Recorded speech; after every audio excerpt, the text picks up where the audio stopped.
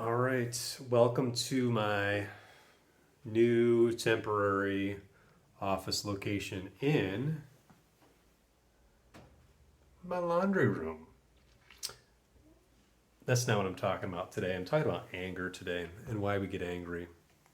And I have a theory, and I think we can avoid a lot of anger if we do this one thing. I'm pretty sure. So I've thought about it a lot.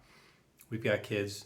I have issues about losing board games, and I get frustrated.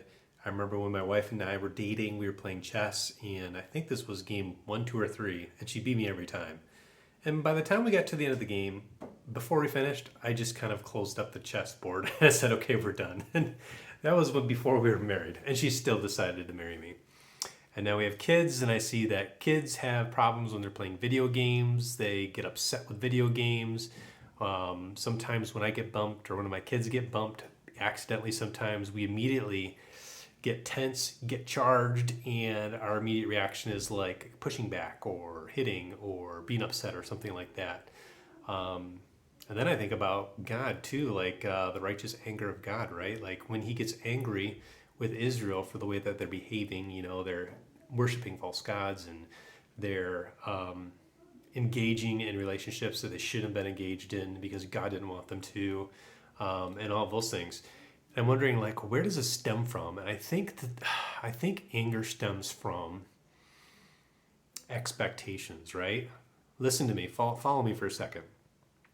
I think it's because we have in our minds how things should go, and when they don't go that way, it's like our body's reaction to be upset. Like when, I don't know how to get into this, but when God's upset with Israel, right, the expectation was they would follow him, but he kind of knew that they wouldn't follow him. Him being like knowing all things, it gets kind of tricky there, but going to like a human perspective, when you're playing a video game and a kid and you get really upset because you're losing a game, your expectation is that something's going to go one way, and when it goes the other, like it's your body's natural response to an expectation not being met. So what can we do in those situations when our expectations aren't met? We get angry. We get angry at relationships because people didn't treat us the way they should have been treated.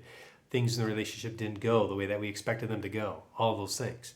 Well, I took this really silly class in college. One of the benefits of the silly class was a book that I read about expectations and internal rules that we have. So if you fix the expectation and change the expectation, the chances of getting angry dissipates quite a bit. So let's see, if I have a rule of my expectation in video games is winning all the time, I have to change that expectation in my mind, and I can do that by talking to myself, reminding myself, like rehearsing in my brain, I'm playing this for fun. I'm probably going to lose. I can still have fun when I lose.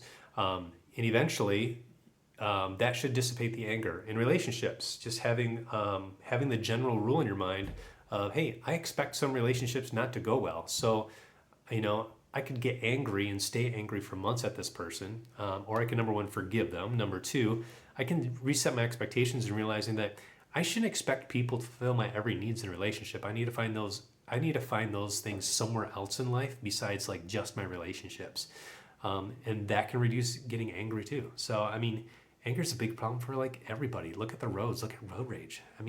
People expect to get to work uninterrupted, and when you get to work and when you drive down the street and you're interrupted, somebody cuts in front of you, somebody speeds past you, somebody goes by in a super loud motorcycle playing really loud music, you get upset. Why? Because your expectation is that you're going to have a quiet ride to work. And so resetting those expectations can keep us from getting angry, keeping us from getting that cortisol level elevated in our bodies and the adrenaline level elevated, keep us out of trouble, and just give us a more enjoyable day.